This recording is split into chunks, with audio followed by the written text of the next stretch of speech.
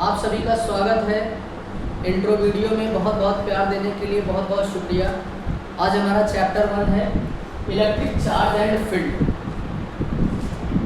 बच्चों, फिजिक्स बहुत ही आसान है, आप उसको रटने के बजाय समझने पे ध्यान दें, और जब आप समझेंगे तो बहुत इजी लगेगा। जैसे हम इस चैप्टर को समझाएंगे, ये चैप्टर हमारा 3 लेक्चर में होगा, बिल्कुल बेसिक से 3 लेक्चर, बहुत छोटे छोटे वीडियोस के लेक्चर होंगे। 3 लेक्चर में हम पूरा कवर करेंगे इसको।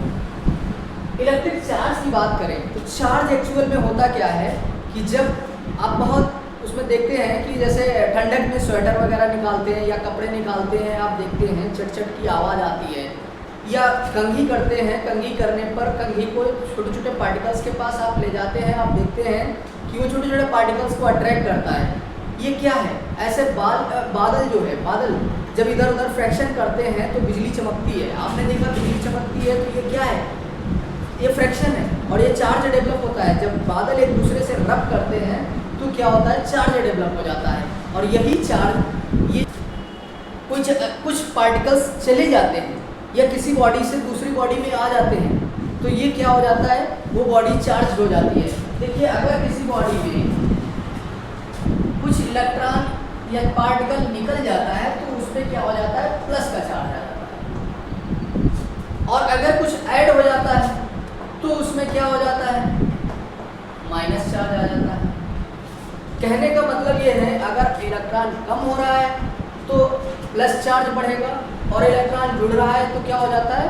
Minus charge. यही 2 टाइप के चार्जेस होते हैं। चार्जेस हमारे, एक पॉजिटिव चार्ज होता है, एक निगेटिव चार्ज होता है। ये 2 टाइप के चार्जेस होते हैं। प्लस प्लस चार्ज एक दूसरे को रिपल करेंगे, माइनस माइनस को रिपल करेगा, और प्लस माइनस हमेशा अट्रैक्ट करेंगे। ये इस टाइप के चार्जेस। तो आप समझ गए होंगे चार्ज क्या होता है। किसी भी पार्टिकल, किसी भी पदार्थ पर इलेक्ट्रॉनों की कमी या अधिकता को चार्ज कहते हैं। चार्ज 2 टाइप के होते हैं, एक प्लस चार्ज होता है, एक माइनस चार्ज होता है। और प्लस वो एक दूसरे को रिपल करते हैं, और अपोजिट चार्जेस एक दूसरे को अट्रैक्ट करते हैं। ये बात समझ लीजिए। इसके बाद हम बात करते हैं, इंट्रोडक्शन टू चार्ज हो गया, कूलॉम्स लॉ की बात करते हैं, और क्वांटाइजेशन की बात करते हैं।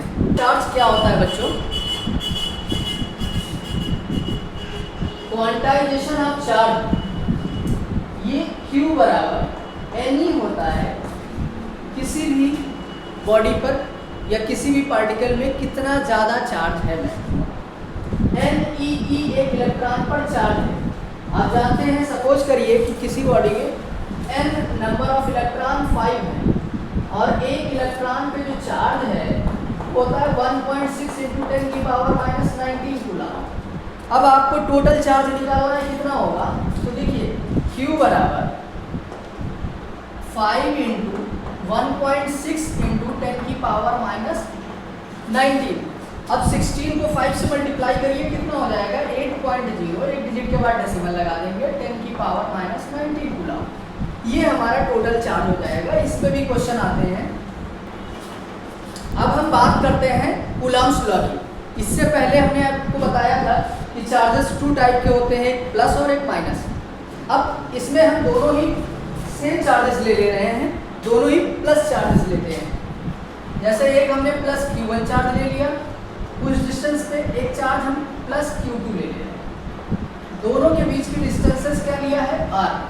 देखिए, कूलॉम का नियम ये होता है कि इन दोनों चार्जेस के बीच जो फोर्स ऑफ अट्रैक्शन या रिपल्सन लग रहा है वो चार्जेस के प्रोडक्ट के डायरेक्टली प्रोपोर्शनल, मतलब दोनों आवेशों के गुणनफल के क्या होता है? अनुक्रमानुपाती, और दूरी के वर्ग के क्या होता है? व्युत्क्रमानुपाती होता है। अब इन दोनों को अगर हम मिलाते हैं तो हमारा फार्मूला बन जाता है F directly proportional Q1 Q2 upon R²। अब यहाँ से अगर आप प्रोपोर्शनल का साइन हटाएंगे तो एक कांस्टेंट आ जाएगा कि Q1 Q2 अपॉन R²। ये आपका एक फार्मूला बन जाएगा। ये इसकी वैल्यू होती है K की। अब आप अगर फार्मूले में ये वैल्यू पुट करते हैं तो फोर्स का फार्मूला हमारा बन जाएगा F = 1/4 pi epsilon naught Q1 Q2 upon R square. ये हमारा एग्जैक्ट फार्मूला और बहुत इंपॉर्टेंट फार्मूला है। इस फार्मूले का यूज मैक्सिमम क्वेश्चन में आपके करीब 2 चैप्टर में तो पूरा ये फार्मूला आपका यूज होता है, इसलिए आप इस फार्मूले को बिल्कुल अच्छे से लर्न कर लीजिए। इस पर न्यूमेरिकल भी होते हैं अभी हम, और आपको एक और न्यूमेरिकल भी इसके करवाते हैं। अब देखिए बच्चों, ये एक न्यूमेरिकल हमने दिया है आपको, कूलॉम्स लॉ पे, बिल्कुल बेसिक न्यूमेरिकल है। What is the electric force between two small charge sphere having charges 2 × 10 की पावर -7 कूलॉम एंड 3 × 10 की power -7 Coulomb placed 30 centimetre apart in air. देखिए अब मीडियम क्या है, एयर मीडियम में 2 चार्जेस को एक दूसरे से कुछ दूरी पर रखे गए हैं। हम सपोज कर लेते हैं एक चार्ज हमारा ये है Q1 और दूसरा चार्ज हमारा ये रखा हुआ है Q2, और दोनों के बीच की दूरी कितनी है, अभी हमने यही बताया था आपको। आप देखेंगे यहाँ पर सॉल्यूशन में Q1 बराबर पहला चार्ज, देखिए कभी भी फिजिक्स का न्यूमेरिकल करिएगा, गिवन वैल्यूज को पहले लिख लीजिए, फिर आप फार्मूला रखिए। बिल्कुल बेसिक लगेगा आपको, करने में एकदम कोई प्रॉब्लम ही नहीं जाएगी। और अगर आप गिवन वैल्यूज को लिख लेते हैं तो आपको, अब Q1 हमारा कितना है 2 × 10 की पावर -7 कूलम, और Q2 हमारा कितना है 3 × 10 की पावर -7 कूलम। दोनों के बीच की दूरी R कितना दी हुई है 30 सेंटीमीटर। एक बात याद रखना बच्चों, इस चीज में अक्सर बच्चे गलतियां करते हैं, सेंटीमीटर में ही वैल्यू रख देते हैं। आपको सेंटीमीटर में नहीं रखना है, इसको मीटर में कन्वर्ट करना है। तो 1 सेंटीमीटर में 30 × 10 की पावर -2, 1 सेंटीमीटर में 10 की पावर -2 मीटर होता है। यहाँ से चाहे आप तो एक जीरो से एक पावर इसकी कम हो जाएगी, 3 × 10 की पावर -1 मीटर। ये आपका R आ गया। अब हमारी सारी गिवन वैल्यूज क्लियर हो गई। अब हमें क्या करना है, फार्मूला लिखना है इसके बाद। F बराबर 1/4 pi epsilon naught Q1 Q2 upon R square, ये हमारा फार्मूला है। अब आप देखिए 1/4 पाई एप्सिलॉन नॉट की वैल्यू आप जानते हैं 9 × 10 की पावर 9 इंटू Q1 हमारा चार्ज कितना है 2 × 10 की पावर -7, और Q2 कितना है हमारा 3 × 10 की power -7 upon R square. R हमारा कितना है 3 × 10 की पावर -1। अब देखिए 9 3 2 जा 6, 10 की पावर माइनस कर दीजिए, 7 7 14 हो जाएगा। 14 में से 9 माइनस कर दीजिए, -5 बचेगा। और यहाँ 3 का स्क्वायर 9, 10 की पावर -2, 9 से 9 कट जाएगा।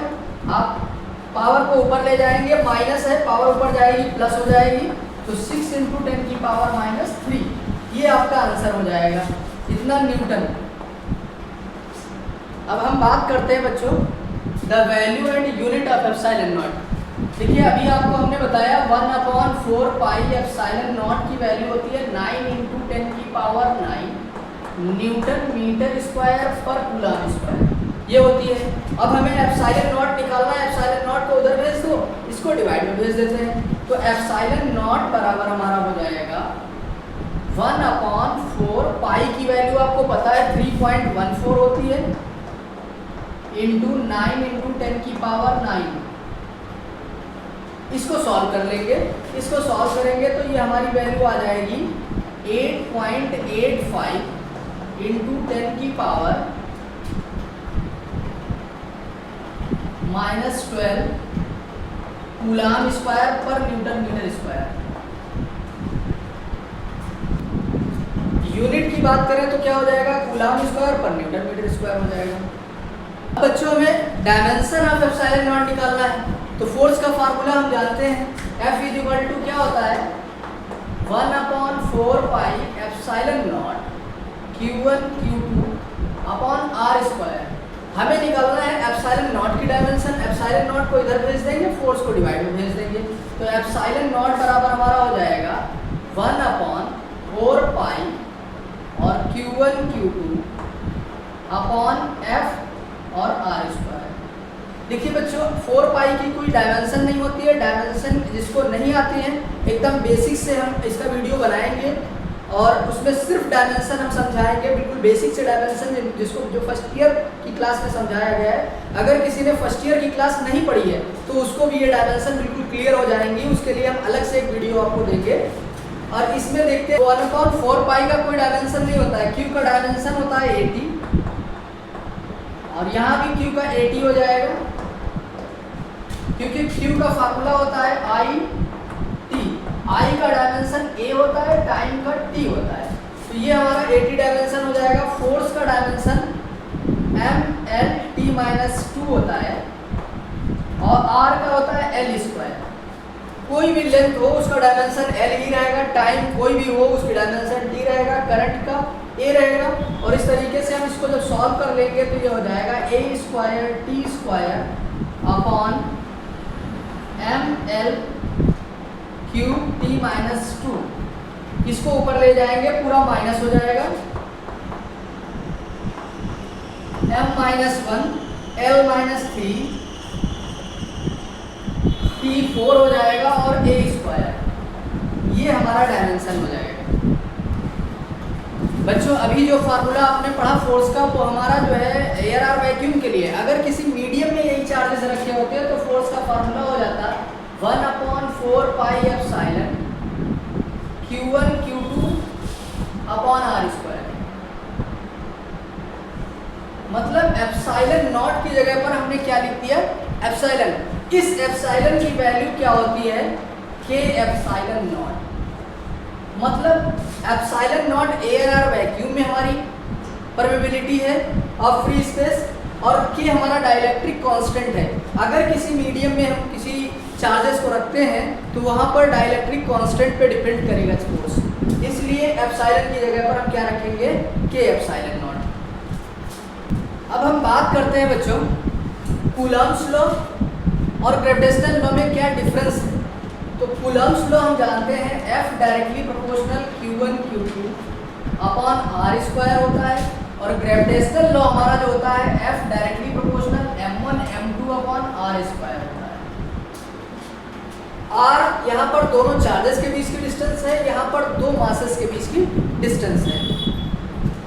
देखिए पहला डिफरेंस ये है कि ये हमारा जो लॉ है इसका फार्मूला जब देखते हैं तो ये 1/4 pi epsilon naught Q1 Q2 upon R square. मतलब एप्सिलॉन जो है हमारे मीडियम पे डिपेंड करता है, और ये जो होता है F equal to G M1 M2 upon R square, ये मीडियम पे डिपेंड नहीं करता है। पहला तो ये डिफरेंस है कि कूलम्ब्स का नियम जो या कूलम्ब्स लॉ जो है वो मीडियम पर डिपेंड है और ये मीडियम पे डिपेंड नहीं करता है। दूसरी चीज़ इलेक्ट्रोस्टैटिक फोर्स जो होता है स्ट्रॉन्गर होता है much gravitational force. Electrostatic force हमारा बहुत स्ट्रॉन्ग होता है as compare to the gravitational force. और तीसरा डिफरेंस हमारा ये है, ये attractive as well as repulsive भी हो सकता है। मतलब दोनों अट्रैक्ट चार्जेस अट्रैक्ट भी कर सकते हैं, रिपल्स भी कर सकते हैं, लेकिन ग्रेविटेशनल फोर्स हमारा बिल्कुल केवल अट्रैक्ट करता है, रिपल नहीं करता है। अगर आप किसी बॉडी को ऊपर से छोड़ेंगे तो नीचे आएगी। मतलब अर्थ अपने ग्रेविटेशनल फोर्स से किसी बॉडी को क्या करती है, अट्रैक्ट करती है। तो इस तरीके से ये हमेशा जो है अट्रैक्टिव होता है, और ये अट्रैक्टिव के साथ साथ रिपल्सिव भी हो सकता है। अब हम बात करते हैं बच्चों Coulomb's law in vector form. ये बोर्ड एग्जाम में बहुत पूछा जाता है। Coulomb's law in vector form, बहुत बच्चे इससे डरते हैं। इसमें कुछ ही नहीं है, बहुत ही बिल्कुल आसान है। अगर आपको कूलम्ब्स लॉ पता है वेक्टर फॉर्म बहुत आसानी से आ जाएगा। देखिए यहाँ भी 2 चार्जेस हमने लिया है Q1 Q2 और R डिस्टेंस पे है।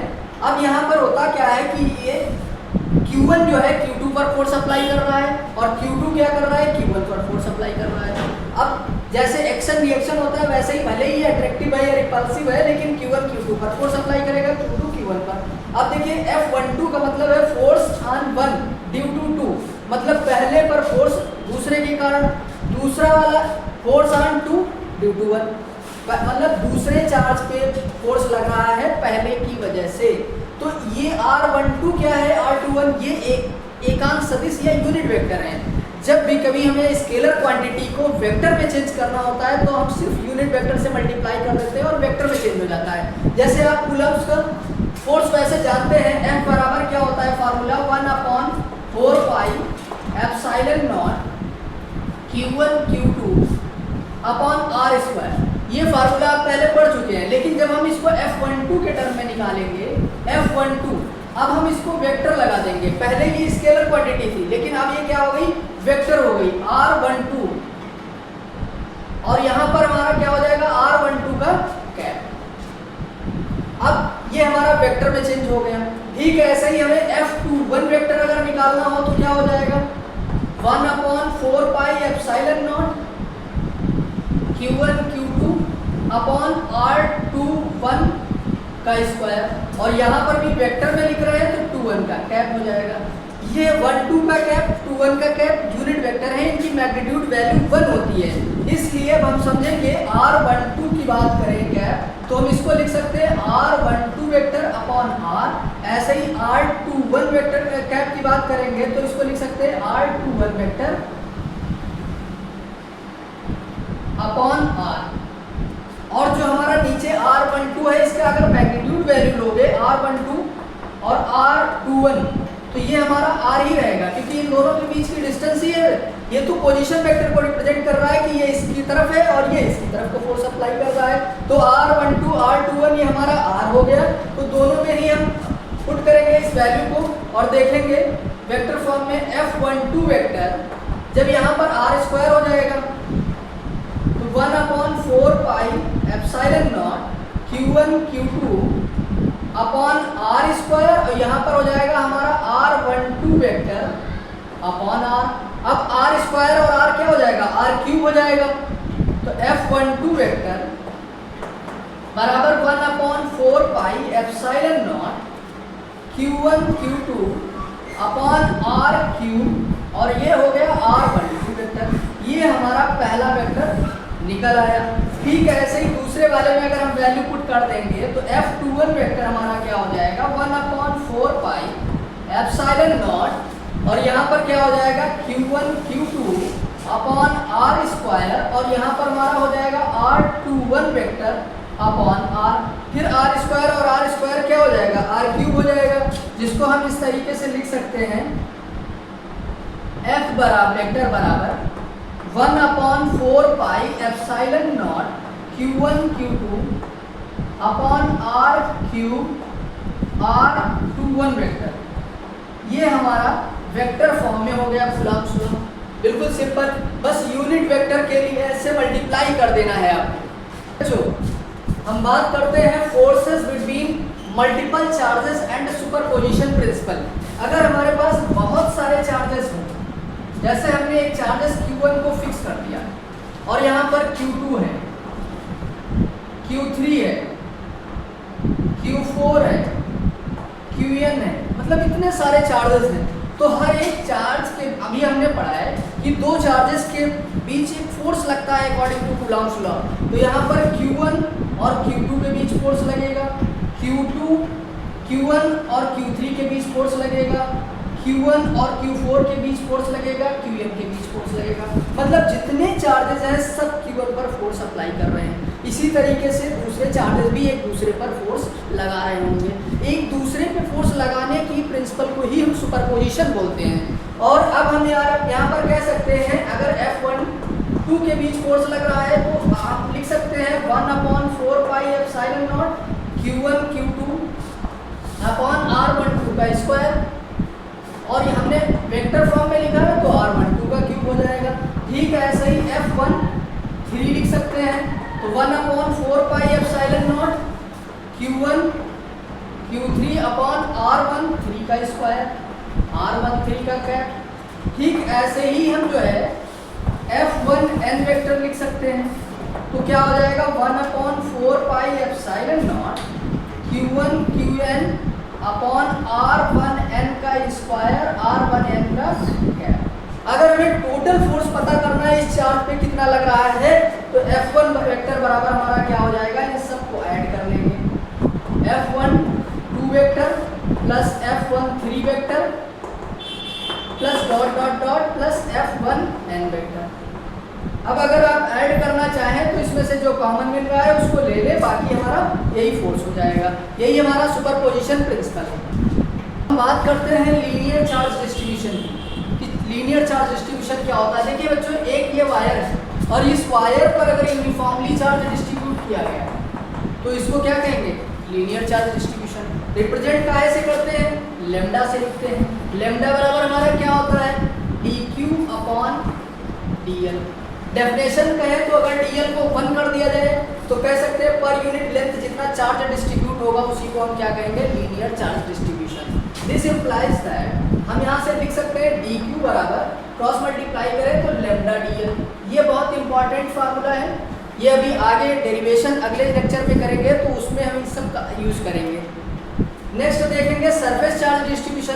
अगर मान लीजिए कोई शीट है और इस पे चार्ज डिस्ट्रीब्यूट किया गया है, इस तरीके से इस पे कोई चार्ज डिस्ट्रीब्यूट किया गया है, तो अब सरफेस एरिया की बात हो रही है। यहाँ पर एरिया प्लेट है, शीट है, तो यहाँ पर सरफेस चार्ज डिस्ट्रीब्यूशन को सिग्मा से लिखा जाता है और इसका फार्मूला होता है dq बाई dA या ds से भी लिख सकते हैं। अब देखिए यहाँ पर अगर dA को 1 कर दिया जाए तो पर यूनिट एरिया जितना चार्ज डिस्ट्रीब्यूशन है उसको क्या कहेंगे? Surface charge distribution. This implies that यहाँ से देखेंगे तो dq बराबर हम क्या लिख सकते हैं? Sigma dA। ये हमारा हो जाएगा। अगला है वॉल्यूम चार्ज डिस्ट्रीब्यूशन। अगर हम कोई 3D फिगर ले लें, ये देखिए एक क्यूब ले लिया हमने और इस क्यूब पे 3D है, अगर हमारे पास इस पे चार्ज डिस्ट्रीब्यूट हो क्यूब में तो ये हमारा वॉल्यूम चार्ज डिस्ट्रीब्यूशन हो जाएगा। और वॉल्यूम चार्ज डिस्ट्रीब्यूशन को कहाँ से लिखते हैं? रो से लिखते हैं। इसका फार्मूला होता है dq upon dv। Cross multiply कर दें, दिस इंप्लाइज दैट dq बराबर कह सकते हैं रो dv। डेफिनेशन की अगर बात करें तो dv को 1 कर दो तो per unit volume distribution of charge क्या है? Volume charge distribution. ये हमारे तीनों बहुत इंपॉर्टेंट हैं, इनको अच्छे से रट लीजिए। हर एक बड़े डेरिवेशन में इस नेक्स्ट चैप्टर इसमें चैप्टर में जरूरत पड़ेगा। बात करते हैं बच्चों इंटेंसिटी ऑफ इलेक्ट्रिक फील्ड की। सपोज करिए कि आपके पास एक चार्ज है और इस चार्ज का कुछ एरिया होगा। एरिया कैसे पता चलेगा? अगर आप कोई दूसरा अन्य चार्ज यहाँ से कुछ इसके फील्ड में लाएं, इसके पास लाएंगे तो कुछ ना कुछ इस पे फोर्स लगेगा। पीछे भी कूलम्ब्स लॉ में हमने बताया कि दो चार्जेस के बीच फोर्स लगता है। अब जब इस चार्ज को आप यहाँ पर लाएंगे, पास में ला रहे हैं तो इस पे कुछ फोर्स लग रहा है। जितना फोर्स लग रहा है यही ये फोर्स E बराबर हमारा फार्मूला होता है F अपॉन क्यू नॉट। अगर मान लीजिए हम एकांक आवेश को या यूनिट चार्ज को एक पॉइंट से दूसरे पॉइंट तक ला रहे हैं तो जितना फोर्स लग रहा है वो हमारा इंटेंसिटी ऑफ इलेक्ट्रिक फील्ड के बराबर होगा। मतलब E बराबर F अपॉन क्यू। एक तो डेफिनेशन इसकी इस तरीके से कह सकते हैं कि एकांक आवेश पर लगने वाला जो बल है वही इंटेंसिटी ऑफ इलेक्ट्रिक फील्ड या वैद्युत क्षेत्र की तीव्रता है। या ये कह सकते हैं कि बल और चार्ज के डिस्चार्ज के रेशियो जो होता है वही इंटेंसिटी ऑफ इलेक्ट्रिक फील्ड है। अब इसकी अगर यूनिट की बात करेंगे तो फोर्स की यूनिट हमारी क्या होती है? न्यूटन। और चार्ज की यूनिट क्या होती है? कूलम। तो न्यूटन पर कूलम हो जाएगा। अगर डायमेंशन आपको निकालना है तो क्या हो जाएगा? ये डायमेंशन हमें पता है mlt-2 होता है और Q की डायमेंशन क्या होती है? 80 होती है। इसको ऊपर ले जाएंगे तो हमारा हो जाएगा mlt-3a-1। ये इंटेंसिटी ऑफ इलेक्ट्रिक फील्ड की डायमेंशन आ जाएगी। बच्चों अब हम बात करते हैं intensity of electric field due to a point charge. अगर हम एक पॉइंट चार्ज ले लिए हैं, ये Q है और इससे कुछ डिस्टेंस पर एक अदर डिस्चार्ज है Q नॉट। देखिए ये भी पॉजिटिव है, डायरेक्शन इसकी आउटवर्ड होगी। अब इन दोनों चार्जेस के बीच कुछ फोर्स लग रहा होगा, वो फोर्स हमारा क्या है? F। अभी हमने कूलम्ब्स लॉ से पढ़ा है कि F बराबर फार्मूला क्या होता है? 1/4 पाई एप्सिलॉन नॉट Q नॉट अपॉन R स्क्वायर। क्योंकि हमारे पास चार्जेस क्या है? Q नॉट है और इनके बीच की डिस्टेंस कितनी है? R। तो ये हो जाएगा। अब E बराबर फार्मूला क्या है? F अपॉन Q नॉट। F की वैल्यू इसमें पुट कर दी है 1/4 पाई एप्सिलॉन नॉट Q नॉट upon R square Q naught, Q naught से क्यू नॉट क्या हो जाएगा, कट जाएगा। तो ये इलेक्ट्रिक फील्ड का फार्मूला बन जाएगा 1/4 pi epsilon naught Q upon R square. अगर हमें इसको वेक्टर फॉर्म में लिखना होता तो बहुत सिंपल है, यूनिट वेक्टर से इसको मल्टीप्लाई कर देते हैं। तो ई वेक्टर बराबर हमारा हो जाएगा 1/4 pi epsilon naught Q upon R square R cap. ये हमारा इलेक्ट्रिक फील्ड का फार्मूला हो जाएगा। अब हम बात करते हैं इलेक्ट्रिक फील्ड और इलेक्ट्रिक फील्ड लाइंस की। देखिए किसी आवेश के चारों ओर का वह क्षेत्र जहां पर कोई अन्य आवेश लाने पर वो बल का अनुभव करता है वो इलेक्ट्रिक फील्ड होती है। फील्ड लाइंस की बात करें, जो ये चार्ज है इससे बल रेखाएं या लाइंस ऑफ फोर्सेस निकलते हैं, जो कि प्लस का हमेशा आउटवर्ड डायरेक्शन में होता है और माइनस चार्ज का जो है इनवर्ड डायरेक्शन में होता है। ये माइनस की डायरेक्शन हमेशा अंदर की तरफ रहती है। जितने भी आप बड़े डेरिवेशन करेंगे उनमें डायरेक्शन आपको पता होगा, तभी आप आसानी से निकाल पाएंगे। तो इस बात को एकदम अच्छे से याद कर लीजिए कि प्लस की डायरेक्शन हमेशा बाहर की तरफ रहती है और माइनस की डायरेक्शन हमेशा अंदर की तरफ रहती है। अब सपोज करिए एक प्लस चार्ज एक माइनस चार्ज, ये दो चार्जेस हैं, तो इसकी डायरेक्शन हमेशा प्लस से होते हुए माइनस की तरफ रहेगी। ये देखिए इस टाइप से ये जो है। बच्चों आप समझ गए कि हमेशा प्लस की डायरेक्शन आउटवर्ड होगी और माइनस की डायरेक्शन इनवर्ड होगी, और डायरेक्शन से ही हम इलेक्ट्रिक फील्ड निकाल सकते हैं, पोटेंशियल निकाल सकते हैं। मिलते हैं नेक्स्ट क्लास में। Thank you.